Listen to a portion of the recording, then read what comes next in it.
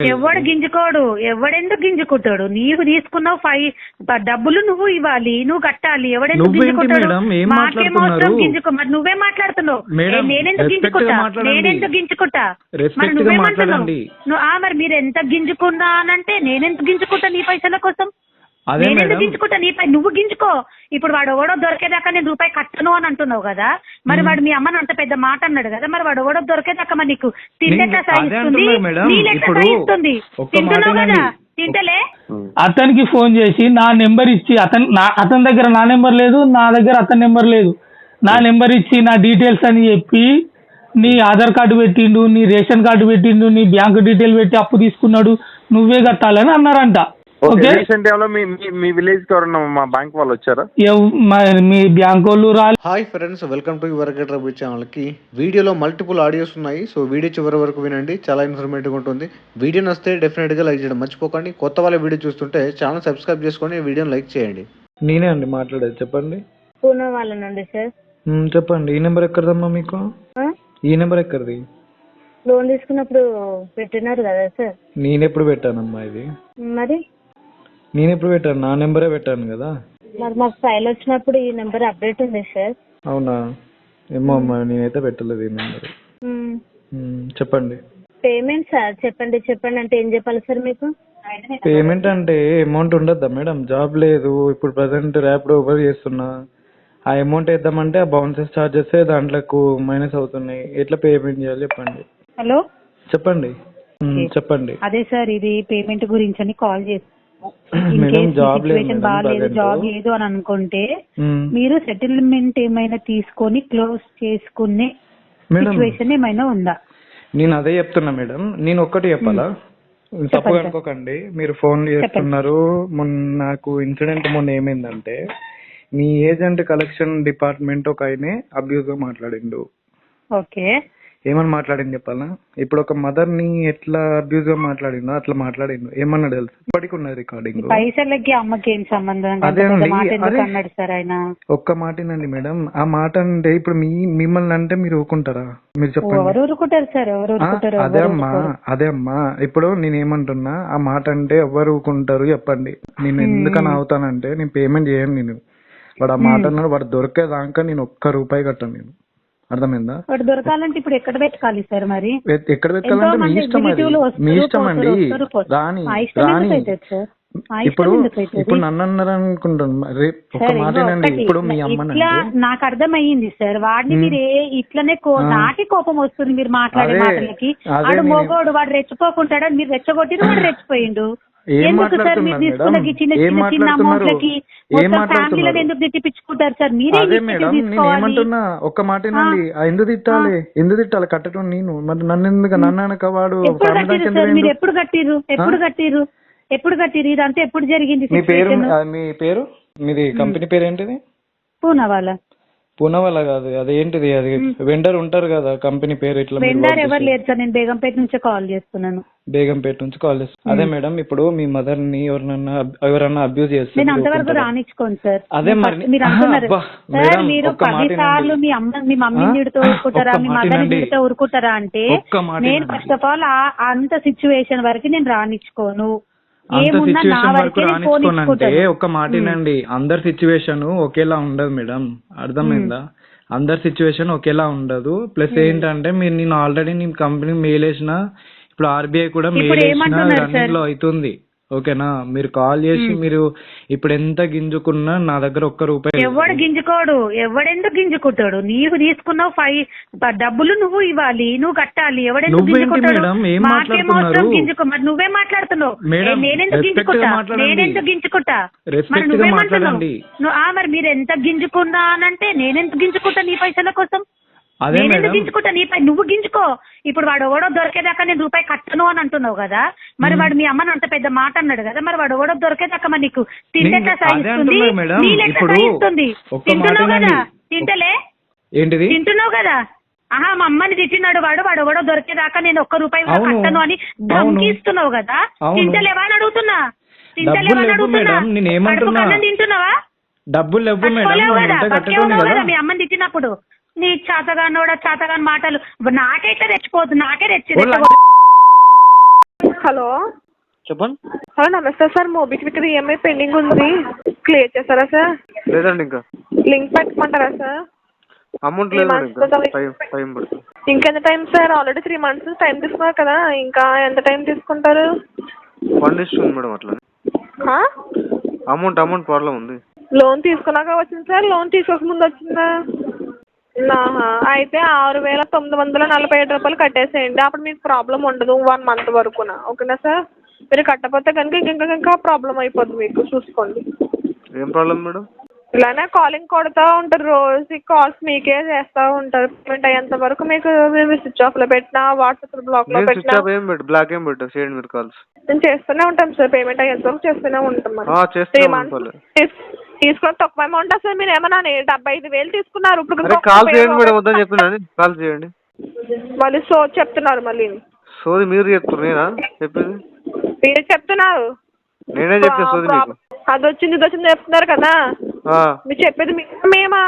3 months నుంచి 1 month EMI కూడా clear చేయలేదు. మరి మీరు లోన్ ఎంత, మీకైనా తెలుసా లోన్ ఎంత తీసుకున్నారా మీరు?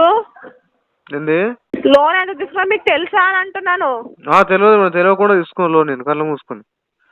తెలవకుండా లక్షల్లో దొబ్బేసి ఈఎంఐ కట్టకుండా ఉంటున్నారు. మరి లక్షల్లో లోన్లుగా మీరు తీసేసుకున్నప్పుడు మరి వేలల్లో మరి ఈఎంఐ కట్టుకోవాలి కదా సార్ మీరేనని. కట్టుకోవాలి మేడం, అమౌంట్ లేదు మేడం ప్రెసెంట్. అమౌంట్ లేదన్న మాట చెప్పొద్దు సార్. ఏం చెప్పాలి? 3 నెలల నుంచి కట్టట్లేదు కదా, టైం ఇస్తాను నాకు, రేపు లోపు నాకు ఈఎంఐ కావాలి మీ నుంచి. ఓకే కాదు, మళ్ళీ మీకే చేస్తాం పేమెంట్ అయ్యేంత వరకు. డైలీ చేయండి, పర్లేదు. మీకు లిఫ్ట్ చేయడానికి మీకు ఖాళీగా ఉందేమో, మాకు ఖాళీ లేదు ఇక్కడ. మరి చేయకండి. ఎవరికి చేయమంటారు? నాకే లోన్ తీసుకు కదా, అయితే ఈఎంఐ కట్టండి, ఛార్జెస్ లేకుండా లింక్ ఇస్తాను. లేదు, అమౌంట్ టైం పడుతుంది నాకు. తెలంగాణ వాళ్ళు బాబాయ్, మీరు ఇచ్చిన అడ్రస్ లోనే ఉంటున్నారా సార్? ఉండట్లేదు మేడం. ఎక్కడ ఉంటున్నారా చెప్పండి, లొకేషన్ కరెక్ట్ గా. లొకేషన్ ఎగ్జాక్ట్ గా రాసుకోండి. చెప్పండి, నోటుకు వచ్చి చెప్పొద్దు. బెంగళూరు. ఇంకా ఎలక్ట్రానిక్ సిటీ, రోడ్ నంబర్ 1, పక్కన ఫుట్పాత్. ఏంటది? ఫుట్పాత్ అక్కడ యూటర్న్ ఎగ్జాక్ట్ గా ఫుట్పాత్ కించి 100 meters ముందుకు వెళ్తే ఒక లెఫ్ట్ కి ఒక వే వస్తుంది. ఎగ్జాక్ట్ అక్కడ దాకా నడుచుకుంటూ వచ్చి అక్కడ స్ట్రైట్ గా రైట్ తీసుకోవాలి. రైట్ తీసుకొని ముందుకు 50 meters రావాలి. 50 meters వస్తే ముందుకు వస్తే అక్కడ 3 వేలు ఉంటాయి. ఓకేనా? ఆ 3 వేలు 3 మధ్యలో వేల కించి రావాలి. వస్తే పెద్ద బిల్డింగ్ కనబడుతుంది రెడ్ కలర్ తోటి. ఓకేనా? దాంట్లోకి పోవద్దు, దాని పక్కన ఇంకోటి వైట్ కలర్ బిల్డింగ్ ఉంటుంది, దాంట్లోకి రావాలి. ఓకేనా? First floor. అవునా సార్, వస్తాంలే కానీ సార్ నాకు ఈఎంఐ కట్టేసేయండి. అమౌంట్ లేదు మేడం. ఇలాంటి కట్టుకోలేని వాళ్ళకి వస్తుంది ఏంటో లోను. ఏమైంది సార్, ఫోన్ పెట్టేస్తున్నారు? అడిగిన దానికి సమాధానం చెప్పకుండా మాట్లాడకండి. నువ్వు విను, నీకు తలకాయ నొప్పి దోస్తుందంటే ఆల్రెడీ ఇప్పటి వరకు ఎవరికైతే కాల్స్ వెళ్ళినాయో వాళ్ళకి మళ్ళీ రిపీట్ కాల్ వెళ్ళకు. నేను మళ్ళీ చెప్తున్నా క్లియర్ గా ఇక్కడ. నేను అడిగిన దానికి సొల్లద్దు. నేను అసలే ప్రెస్టేషన్ లో సమాధానం ఏంటంటే నువ్వే ఇచ్చినావు. నానా అంగారు, మేనేజర్ సార్ గారు, నా కాంటాక్ట్ లేదు, అతను నాకు పరిచయం లేదు, అతను మా ఊరోడే, కానీ అతను ఎక్కడో ఉంటాడు. నేను ఖమ్మంలో 5 సంవత్సరాలు ఉన్నా, హైదరాబాద్లో 10 సంవత్సరాలు ఉన్నా. నేను ఊరు ఎప్పుడో పండగకి వెళ్తా, నాకు అతనికి సంబంధమే లేదు, ఎప్పుడు మాట్లాడింది లేదు, చేసింది లేదు, కాంటాక్ట్ లేదు. అతనికి ఫోన్ చేసి నా నెంబర్ ఇచ్చి, అతని దగ్గర నా నెంబర్ లేదు, నా దగ్గర అతని నెంబర్ లేదు, నా నెంబర్ ఇచ్చి నా డీటెయిల్స్ అని చెప్పి నీ ఆధార్ కార్డు పెట్టిండు, నీ రేషన్ కార్డు పెట్టిండు, నీ బ్యాంకు డీటెయిల్ పెట్టి అప్పు తీసుకున్నాడు, నువ్వే కట్టాలని అన్నారంట. మీ విలేజ్ కి ఎవరన్నా మా బ్యాంక్ వాళ్ళు వచ్చారా? మీ బ్యాంక్ వాళ్ళు రాలేదు, నేను ఎప్పుడు బ్యాంకుకు రాలేదు. నా షాప్ దగ్గరికి వచ్చి లోన్ ఇచ్చిండు. లోన్ తీసుకున్న సంగతి నాకు, నా పక్క షాప్ అతనికి తప్ప ఎవ్వరికి తెలియదు. ఓకే,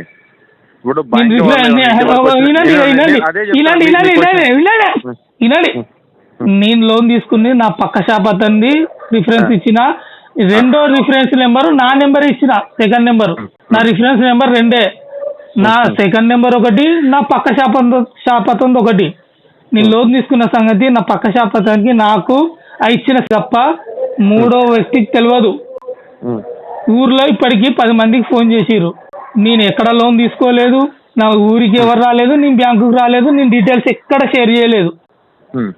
ఆ నెంబర్లు ఎక్కడి, అది బ్యాంక్ వాళ్ళు మీ ఇంటికి వచ్చినా రాలేదు సార్, రాలేదు ఇక్కడనే కట్ రాలేదు. మరి రాకుండా అయితే బ్యాంక్ వాళ్ళ ఇంటికి రాకుండా లేదా మీరు బ్యాంకులో ఇవ్వకుండా అయితే 100% కాల్ చేయడం జరగదు. జరిగింది ఆన్ రికార్డు కూడా ఉంది. నీకు రికార్డు పంపిస్తా. నిన్ననే చేసిర్రు. నాకు రికార్డ్ అవసరం లేదు సార్, మీరు చెప్పిన మాట మీద నాకు నమ్మకం ఉంది, అర్థమవుతుందా? నమ్మకం ఉంది. అదే నెంబర్ ఎక్కడి అదొక్కటి నాకు క్లారిటీ ఇస్తే. ఆ నెంబర్స్ అనే చెప్తున్నా. బ్యాంక్ వాళ్ళు మీ ఇంటికి వచ్చినా లేదా మీ విలేజ్ చుట్టుపక్కల ఏమైనా ఉన్నా కానీ బ్యాంక్ వాళ్ళు వచ్చినా కానీ ఆ నెంబర్ తీసుకొని ఫోన్ చేస్తూ ఉంటారు.